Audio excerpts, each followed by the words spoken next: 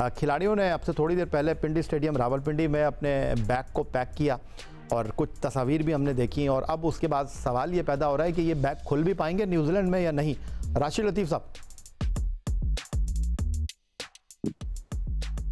एक पॉइंट मिला खुदा करके और बारिश की बदौलत मिल गया है। मुझे लगता नहीं था कि पॉइंट मिलेगा। माजरत में पहले ले लेता हूँ लोगों से। बैग खुलेगा नहीं खुलेगा इसका नहीं पता, लेकिन आगे क्या होगा इसकी बात हम कर सकते हैं। बहुत कुछ चेंज लगता है कि लेके आएंगे, चाहे वो कोचिंग स्टाफ हो जाए, चाहे वो टीम के प्लेयर्स हो जाए, मे बी कैप्टन भी हो, लेकिन हमारा जो क्रिकेट बोर्ड अथॉरिटी है ना वो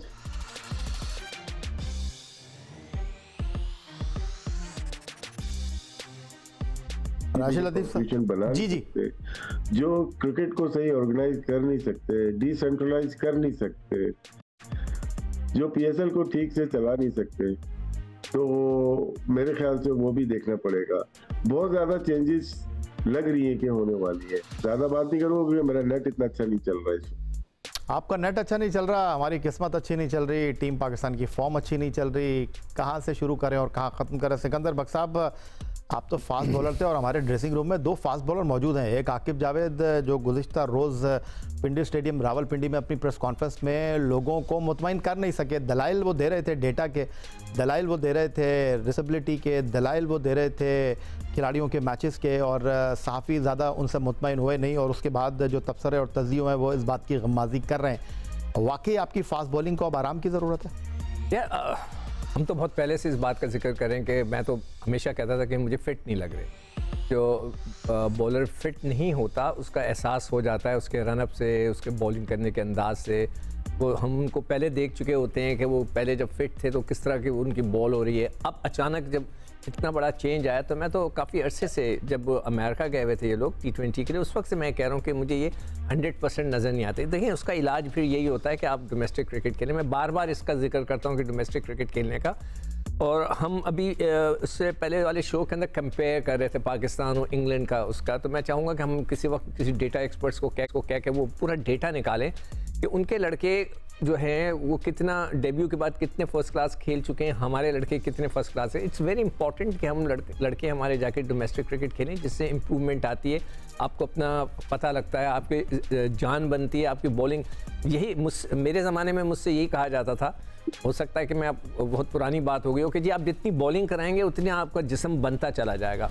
वो एक एज तक तो ये चलता है, उसके बाद तो ऑब्वियसली भी सब रिटायर होते हैं। तो मेरे हिसाब से जो है वो आकिब जावेद के पास कोई जवाब नहीं है इस वक्त चीज़ों का, इसलिए कि इतनी बुरी परफॉर्मेंस हो गई है। तो उसमें मैं समझता हूँ कि 90% कसूर उन्हीं का है, टीम की सिलेक्शन उन्हीं की है। इसमें कोई क्रिकेट बोर्ड का या चेयरमैन का कसूर नहीं है। उन्होंने उनको अपॉइंट किया समझ कर कि आप अच्छा काम करेंगे, अब आप नहीं कर सके तो इट्स देयर फॉल्ट। वो क्रिकेटर्स हैं, उनको पता होना चाहिए था कि यहाँ स्पिनर्स होने चाहिए, क्यों नहीं होने चाहिए, सबको पता था। हम तो सालों से कह रहे हैं कि ये खत्ते के अंदर बगैर 2 स्पिनर के आप नहीं काम कर सकते। तो ये ज़रूर जो है इनको, उनके पास कोई एक्सक्यूज़ नहीं है, तो ऑब्वियसली वो दाएँ और बाएँ ही बात करेंगे। अब से ठीक 12 साल पहले इंग्लैंड ने आईसीसी चैंपियंस ट्रॉफी को होस्ट किया था और इंडिया चैंपियन बना था MS धोनी की क़यादत में। और ये बदतरीन कारकर्दगी है बाय द वे पाकिस्तान की चैंपियंस ट्रॉफी की तारीख में, क्योंकि पाकिस्तान टीम पहले राउंड से एग्जिट हुई है और 2013 में इससे ज़्यादा बदतरीन कारकर्दगी थी जब मिसबाह-उल हक कप्तान थे। हम इंडिया से हारे, वेस्ट इंडीज़ से हारे, साउथ अफ्रीका से हारे, और अगर अहमद मैं गलती नहीं कर रहा तो उस टीम में आप भी थे। और उसके बाद कुछ तब्दीली हुआ था पाकिस्तान क्रिकेट में बाय द वे। उस टीम में शाहिद आफरीदी को नहीं लेकर गए थे, चौधरी ज़का अशरफ क्रिकेट बोर्ड के सरबराह थे। तो राशिद लतीफ़ साहब का कहना यह है कि रिजवान को खुद जो है वो स्टेप डाउन कर देना चाहिए। तो मिसबाह-उल हक तो गए नहीं थे, आज वो पाकिस्तान क्रिकेट बोर्ड के 5 मेंटोर में शामिल हैं। उस कारकर्दगी के बाद भी कुछ तब्दील हुआ नहीं था पाकिस्तान क्रिकेट में, क्या 12 साल के बाद भी ऐसा ही होगा? नहीं, देखिए याया भाई, अभी जो रिसेंट पास्ट के अंदर परफॉर्मेंसेज है ना, आखिरी 6 इवेंट्स जो पाकिस्तान क्रिकेट टीम खेली है, आप इनमें अपनी परफॉर्मेंसेज देखिए, कंपैरिजन नहीं बनते हैं। हम लोग कंपेयर कर रहे हैं चीज़ों को। रात को भी आकिब जावेद साहब की प्रेस कॉन्फ्रेंस का जवाब दिया जिस पे उन्होंने बोला था कि हमारी सारी टीम यंग है। तो भाई 2009 के वर्ल्ड कप में शाहजेब हसन, मोहम्मद आमिर, हम और भी दीगर यंग थे। 2017 के अंदर शादाब खान, फहीम अशरफ, फखर जमान, हसन अली, ये सारे यंग थे। तो ये लेम एक्सक्यूजेस से बाहर निकलना। और दूसरी बात ये देखिए, चेयरमैन साहब को हमने क्या कहा है कि उनका कसूर नहीं, वो बात नहीं है। बात ये है कि अगर वो एज ए चेयरमैन आए हैं तो उनकी ये रिस्पॉन्सिबिलिटी है to identify the right people. अगर वो ये करने में नाकाम हो रहे हैं, हर दूसरे दिन बंदों को हटा रहे हैं, तो ऑब्वियसली ये उन पे पड़ेगा। ये उनकी main responsibility as a cricket board chairman. ये एक्सक्यूजेस नहीं होते कि उनको क्रिकेट का पता ही नहीं है। तो फिर दुनिया कहती है, जब हमने भी कहा कि यार उनको क्रिकेट का पता नहीं है, तो वो कहते हैं फिर वो आए क्यों एज ए क्रिकेट के फील्ड के अंदर।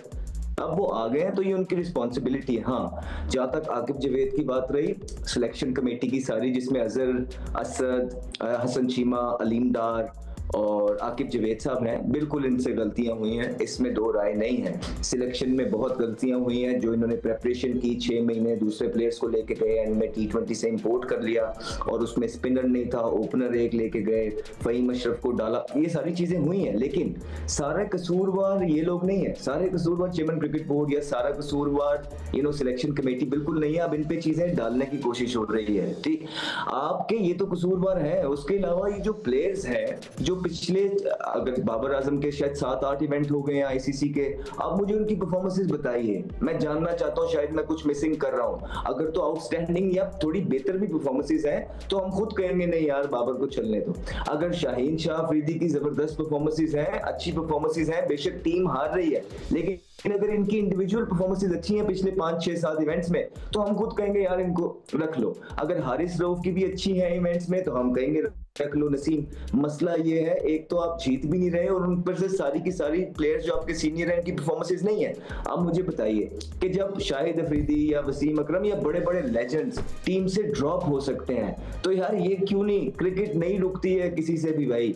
आप गलतियां नहीं सुधारेंगे तो आप कभी जिंदगी में आगे नहीं जा। और फिर ड्रॉप का मकसद क्या होता है? देखें, हम भी तो ड्रॉप हुए, हम गंदा खेलते थे, हमारी लोग इनिंग्स निकालते हैं, हम गंदा खेलते थे। उसके जैसे फॉर एग्जांपल मेरी कल ताबिश के शो पे एक इनिंग निकाली कि यार अवाम ये कह रही है कि आपने भी तो 47 किया था 80 बॉलों पे। हाँ, तो भाई निकाल दिए गए ना। उसके बाद डोमेस्टिक में आते थे, टॉप करते थे, दोबारा टीम में आ जाते थे। 8 कमबैक किए हैं। यहाँ आप एक दफा किसी को निकालने के लिए, अब दुनिया पता है क्या बातें करने लग गई है। अब अगर आपने अब ये किया ना कि अगर आपने इन प्लेयरों को ना निकाला कि पीछे प्लेयर नहीं है, तो अब मेक श्योर करेंगे हम, फिर क्रिकेट बोर्ड की कोताहियां बताएंगे कि ये प्लेयर क्यों नहीं है, डोमेस्टिक में प्लेयर नहीं है, उन पे यकीन नहीं किया जा रहा, ये किसकी जिम्मेदारी थी, किसने बनाने थे। अब हम प्लेयर्स को छोड़ देंगे, सिलेक्शन कमेटी को छोड़ देंगे। अगर इस दफा चीजें तब्दील ना हुई तो फिर हम मेक श्योर करेंगे कि सारे सिस्टम को बताएंगे कि प्लेयर क्यों नहीं है, किसकी जिम्मेदारियां थी। ये बस देख लीजिए। ये बहुत अच्छी बात की अहमद आपने, और इस चीज़ की वजाहत आपने दी, और बिल्कुल अच्छी बात है। कहते हैं अगर उंगली कोई किसी उठाता है तो बाकी 3 उंगलियां जो हैं उसकी अपनी तरफ होती हैं। और अगर कोई अहमद शहजाद के स्टैट्स को, कोई अहमद शहजाद की माजी की परफॉर्मेंस को इस परफॉर्मेंस के साथ मवाजना करना चाहता है, तो उनसे सिर्फ इतना ही कहना है कि अहमद शहजाद ने 2 लफ्ज़ों में बहुत अच्छे अंदाज में चीज़ों को एक्सप्लेन कर दिया कि भाई हमने ख़राब किया था तो फिर टीम से बाहर भी गए थे, और अब भी हम यही बात कर रहे हैं कि जितने भी इस वक्त एक्सपर्ट बैठे हुए हैं जिन्होंने पाकिस्तान को सर्व किया है, अगर उन्होंने ख़राब किया तो वो टीम से बाहर बैठे हुए हैं। इस चीज़ को समझने की ज़रूरत है कि इस वक्त वो किसी एजेंडे पे नहीं है, वो टीम की कारकर्दगी पर बात कर रहे हैं, निज़ाम के ऊपर बात कर रहे हैं। माजिद भट्टी साहब, पहला चैंपियंस ट्रॉफी पाकिस्तान हारा नहीं है। 2006 में आप इंडिया में मौजूद थे, पहले मैच में आफरीदी कप्तान थे अगर मैं गलती नहीं कर रहा, फिर अगले 2 मैचों में यूनुस कप्तान बने, पाकिस्तान हार गया। फिर 2009 में if I am not wrong आप साउथ अफ्रीका में थे। ये वो बड़ा ख़तरनाक किस्म का टूर था जब कप्तान के लिए खिलाड़ी इकट्ठा हो गए, कलाम पाक पर हाथ रखकर हलफ लिया गया कि अब नहीं खेलेंगे इसकी कप्तानी में।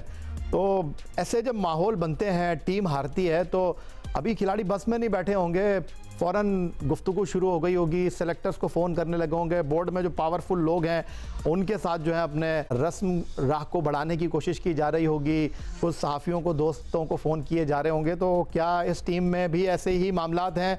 कुछ नवश्ते दीवार कुछ लोगों ने पढ़ लिया है कि जनाब हम बाहर होने लगे हैं, अब आप संभाल लीजिए हमें। देखिए यही पाकिस्तान की अगर आप हिस्ट्री देखें ना तो बड़ी भयानक हिस्ट्री है। आपने जो 2003 की चैंपियंस ट्रॉफी का जिक्र किया ना, 2013 सॉरी 2013 का। तो मैं एजबास्टन ग्राउंड में मौजूद था। पाकिस्तान टीम जब ड्रेसिंग रूम से निकली और बस की तरफ जाने लगी, अगर अहमद शायद उस टीम में थे, अगर अहमद भी बता सके, मेरे पास वो तस्वीर शायद मिल जाए।